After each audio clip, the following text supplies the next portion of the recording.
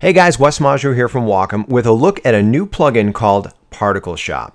You know, when it comes to plugins, I have to say I'm candidly a bit skeptical. More often than not, I find that plugins are one-trick ponies or they simply deliver lackluster results. Once in a while, however, someone comes along with a truly amazing tool that offers a unique look and a tremendous time savings. And that's the case here with ParticleShop. So let's go ahead and jump in and take a look at what this plugin can do for you. ParticleShop requires a host application, such as Photoshop or Lightroom. To access it from Photoshop, you're going to go up under Filter, drag down to the lower portion of the Filter menu where you see Painter. And then you're going to simply drag over here to ParticleShop. Now, I should note that it says Painter because ParticleShop is based on the same technology that you can find in Corel's award-winning Painter application. Now, once ParticleShop launches, what you're going to find is a custom interface. And this is a very easy to follow interface, I should point out. On the left-hand side, you've got 4 different tools to select from, as well as a color wheel. And then depending on the brush that you have selected, the options bar along the top is going to change. And with each individual brush, you can customize so many different parameters that it's almost infinite as to the type of brushes that you can create from the default brushes. Now, I'm using the starter pack over here right on the right-hand side of the display. And that's because this is the pack that you're going to get when you purchase the ParticleShop plugin. Now, you can also get additional brush packs by simply clicking on more brushes and then accessing them from the ParticleShop menu. But we're going to focus on the starter pack for the moment. Now, I've opened up a blank document here because I just wanted to show you what some of the different brushes look like by themselves. So I'm going to start off with this brush right here, Debris. And I'm going to leave all the default options right up here on the top alone for a minute. And I'm going to hold down my Shift key temporarily because I just simply want to draw back and forth with this brush to build up a little bit of color. Now, right now, the default color for this particular brush happens to be blue, so it's going to look a little dark right there. I'm going to click on the color wheel, and I'm going to select almost an entirely white color. Actually, let's just go ahead and go white, and we'll just see what that looks like. And then I'm going to drag the size slider down in this case. And once again, I'm going to hold the Shift key down. And the reason why I'm doing this is because I want to constrain my line right here in the center.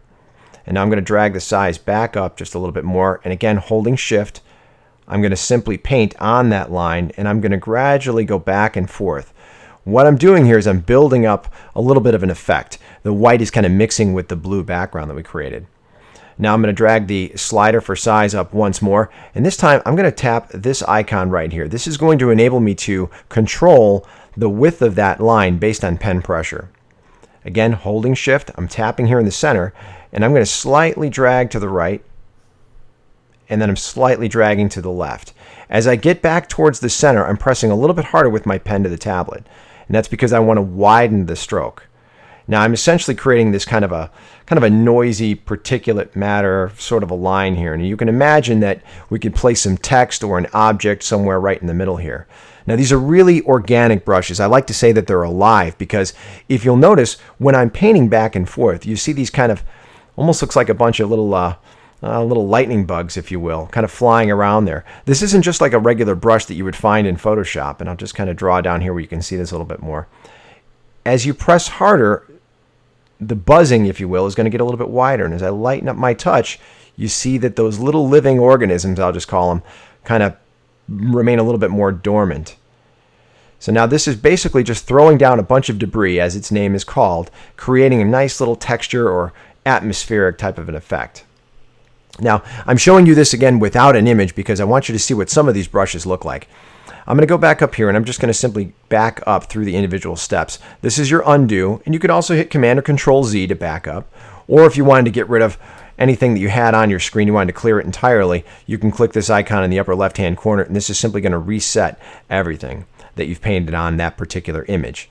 Now, mind you, again, this is a black image. This is simply a blank document. If I had an image up here, it wouldn't get rid of your image. It would just eliminate anything that you brushed on through ParticleShop.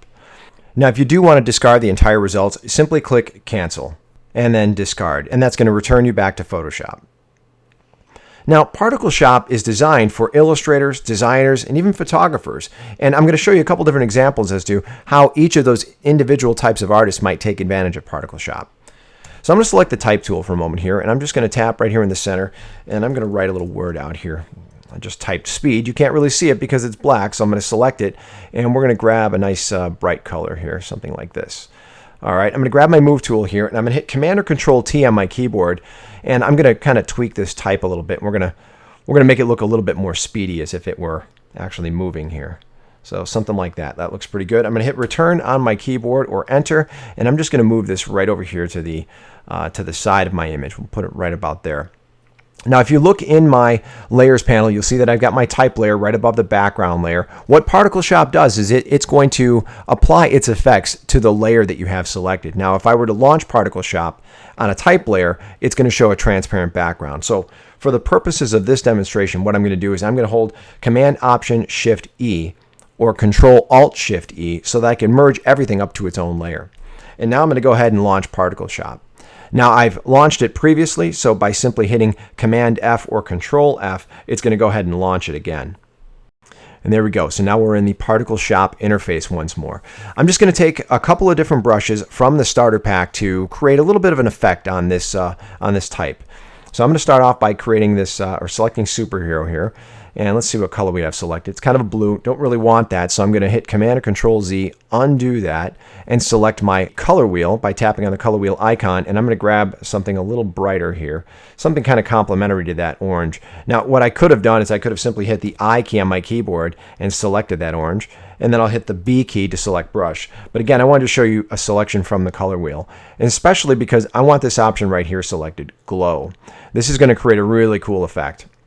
Now when I paint with this brush, it's going to give me kind of a sparkler sort of effect. And actually that looks a little bit yellow, so I'm going to undo that. And I'm going to go back to that color wheel, and let's grab something a little more orange. That looks better there.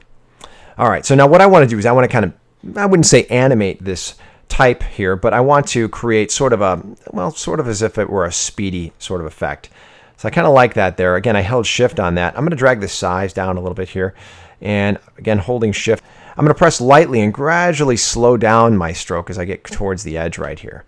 Now that looks pretty good. It's got kind of a lightning streak sort of a look. Now what I think I'm going to do here is I'm going to add a little bit more speed to it, and the best way to do that is obviously flames. So let's see what color we got there. All right, that color was actually already set, so I'm just going to draw right up here and kind of move this along. Now, these brushes, again, as I said, are kind of organic or alive. So with each individual stroke, it might not look exactly the way you want it. So sometimes I'll undo a stroke and then paint it again. There we go. That looks pretty good. And let's go ahead and select this light right here and see what color we have selected. I like that. That's kind of a, well, again, sort of a sparkler sort of effect. So let's see what that looks like right down here. Yeah, I just gave it a little bit of a wispy stroke right there at the edge. That kind of gives me a little bit more of a kind of a fiery look here, and it actually interacted with the color in the word speed right up there.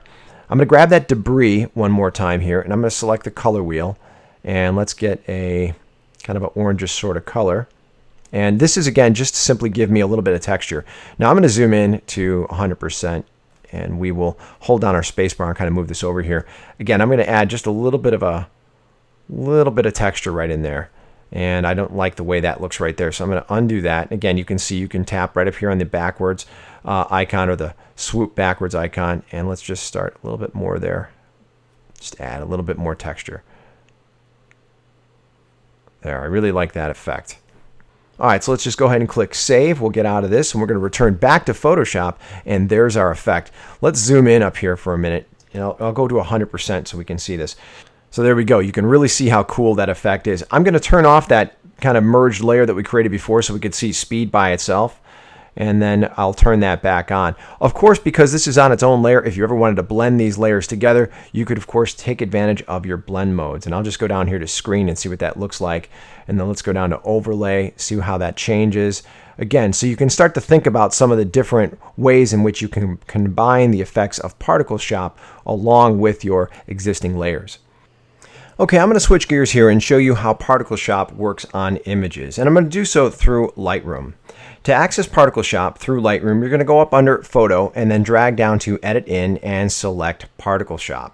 Alternatively, you could also select it from the film strip view by holding the Control key on a Mac or simply right-clicking on the image and then selecting again Edit In and then ParticleShop. This is going to open up a dialog box that asks you to make a couple of selections as to how you want to edit the image. Now, I've never worked on this image before, so this is a raw file, and it simply gives me the option to edit a copy with Lightroom adjustments. Below that, you've got a couple of choices that you need to make. The file format, not particularly important. In this case, you can select TIFF, PSD, or JPEG. The color space is important. You're going to want to select sRGB or Adobe RGB. ProPhoto RGB, I've seen that it kind of messes with the colors a little bit. So again, Adobe RGB or sRGB is what you'd like to select. Bit depth, ParticleShop currently supports 8-bit images only, so you're going to want to select 8-bit if it's not already selected. Resolution, again, whatever you prefer. Compression as well, whatever you prefer. Once you click Edit, it's going to open up the image within ParticleShop, the same as you saw that we did within Photoshop. Once in the interface, simply select your brush and then go to town. Now what I'm going to do is I'm going to use this fabric brush right here, and I'm just going to create kind of a cool little effect with the strumming of this guitar. Now I'm going to double check my colors here. I want a kind of a blue tone, and that actually works pretty good right about there. So I'll go ahead and tap outside of the color wheel, and then I'm going to follow this gentleman's arm right down here, and I'm going to create this kind of wispy stroke right around him. And I want to kind of follow that exactly on his arm. So I'm just going to kind of redraw that a couple of times. That looks pretty good right there.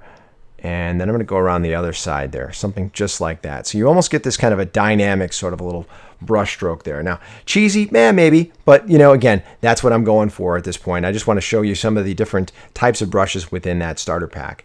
I really like the atmospheric brushes, but yeah, you can have fun with some of these fabric brushes as well. You know, because I can't resist, I have to zoom in just a little bit here, and I just thought this superhero brush that we looked at before looked pretty cool.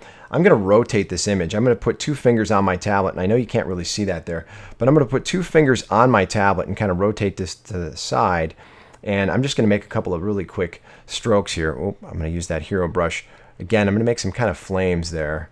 Select that bright orange, and almost as if those flames are going across the strings of this guitar. So let's go that way. And I'm tapping and pressing kind of quickly right there, and then same thing on the other side.